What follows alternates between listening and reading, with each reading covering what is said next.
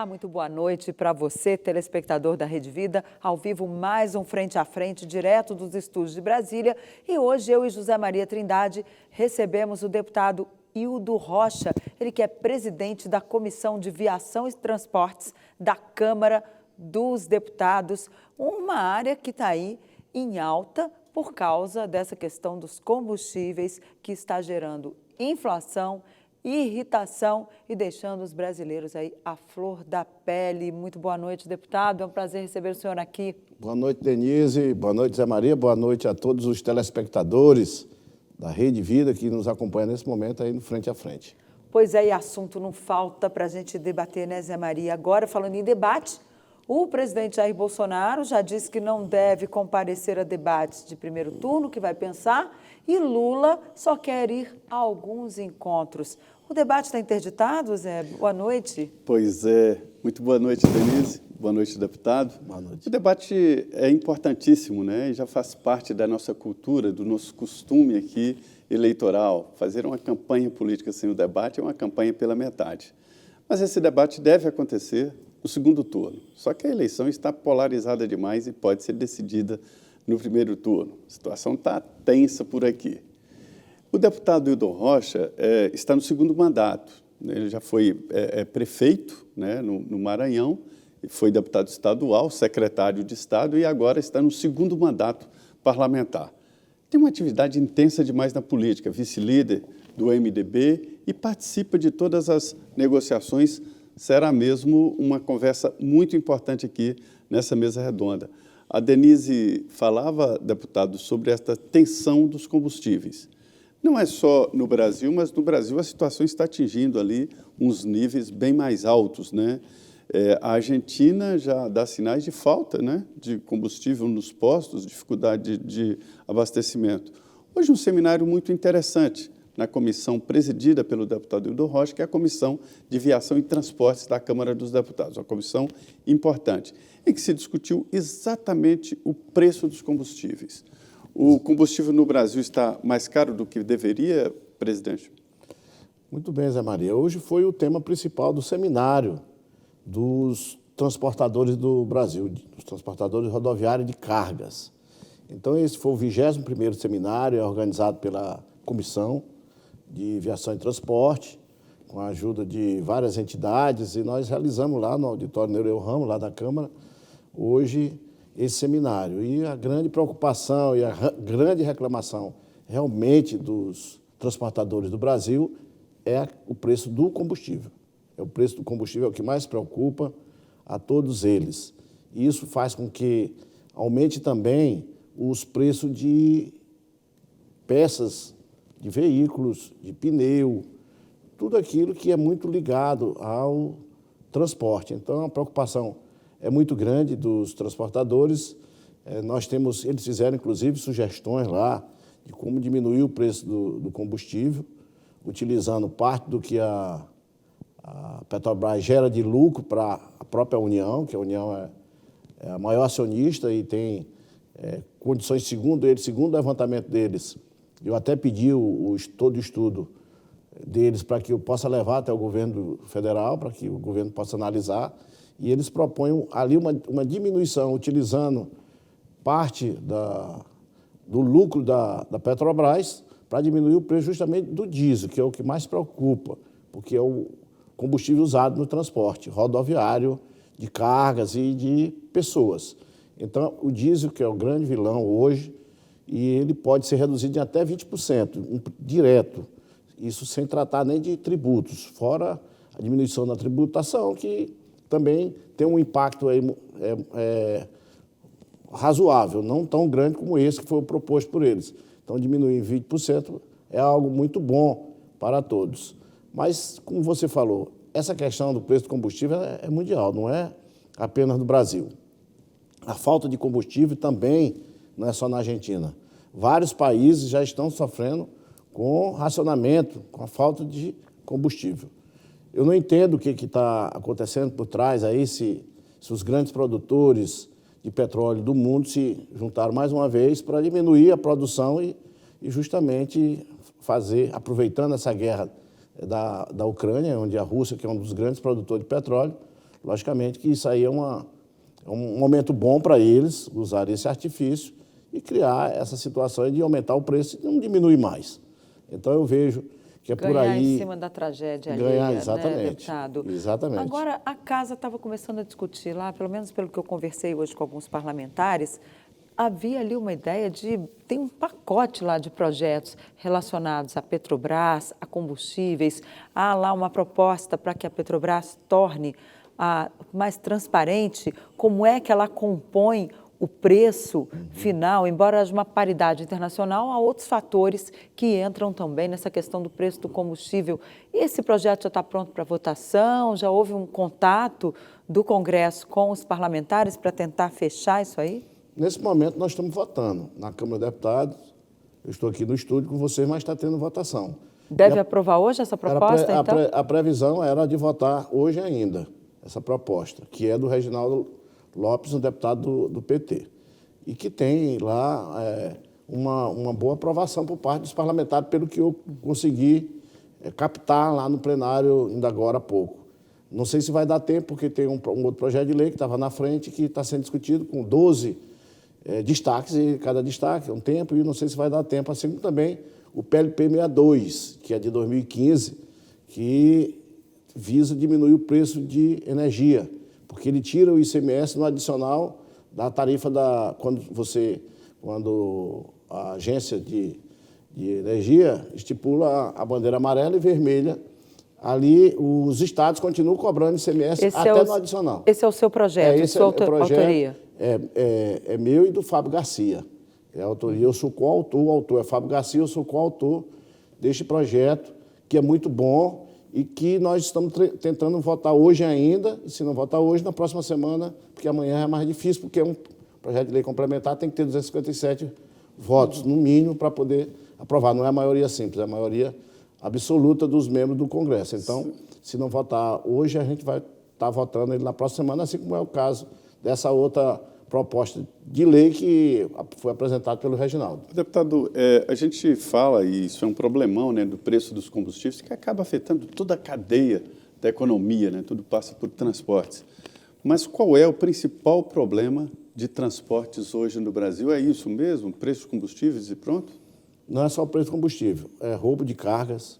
Isso é grave. Isso, roubo de carga faz com que aumente o preço do seguro. A taxa do seguro no Brasil é muito alta, em função da grande quantidade de roubo. E o que nós ficamos assim muito perplexos é que, com o avanço da tecnologia, de poder monitorar esses caminhões, carga e tudo mais, ainda continua a ter esses roubos de carga, né?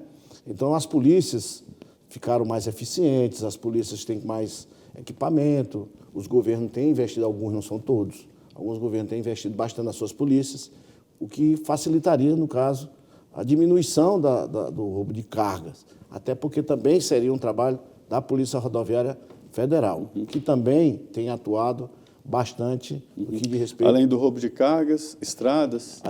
A situação das estradas, houve uma diminuição muito grande no que diz respeito à manutenção do orçamento para o DENIT, para o Ministério da Infraestrutura, direcionado justamente para as rodovias.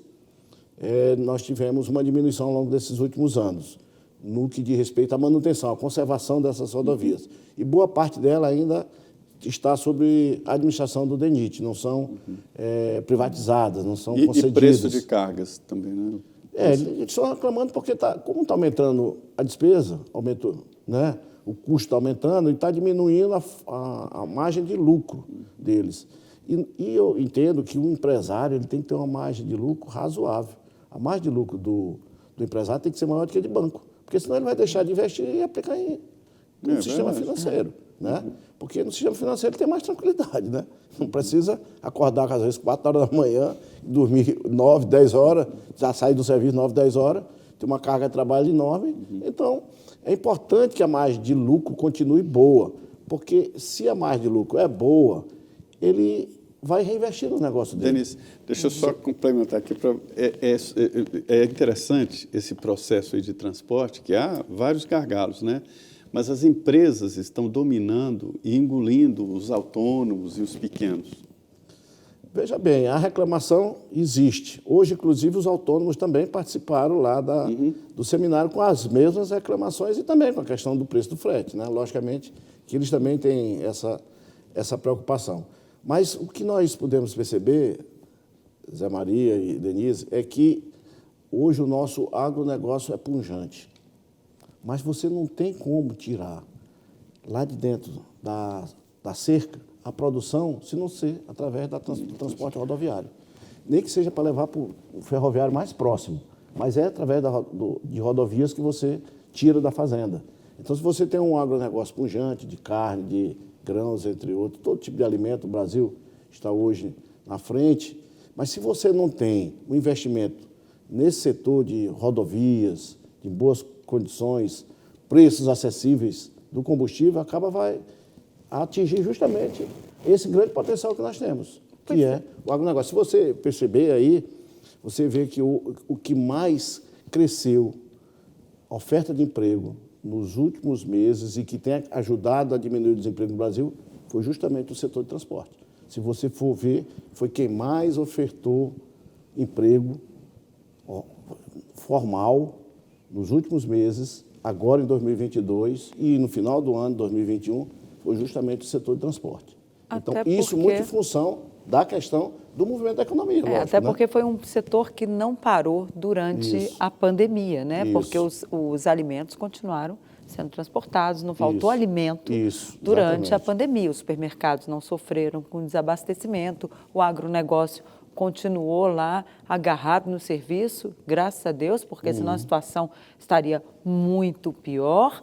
Agora, por que não se troca, então, a matriz rodoviária para ferroviária no Brasil? Eu lembro que o ministro Tarcísio de Freitas, quando era ministro dos Transportes, ele esteve aqui e ele mostrou para a gente todas as ferrovias, o projeto que ele tinha, né, na época ele era ministro, que o projeto continua, de ampliar a malha ferroviária exatamente para ficar menos dependente dessa questão dos combustíveis. Como é que está isso? Em que pé que está isso? O senhor, agora que preside a comissão, já teve condições de fazer essa avaliação lá na comissão? Hoje nós temos 60%, um pouco mais de 60%, 62% das cargas transportadas por rodovias.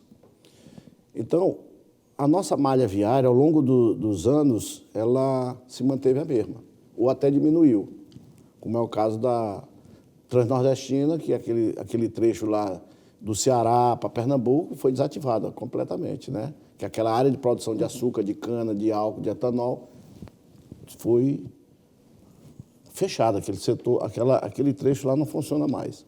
Então, nós temos grandes investimentos no futuro em ferrovias.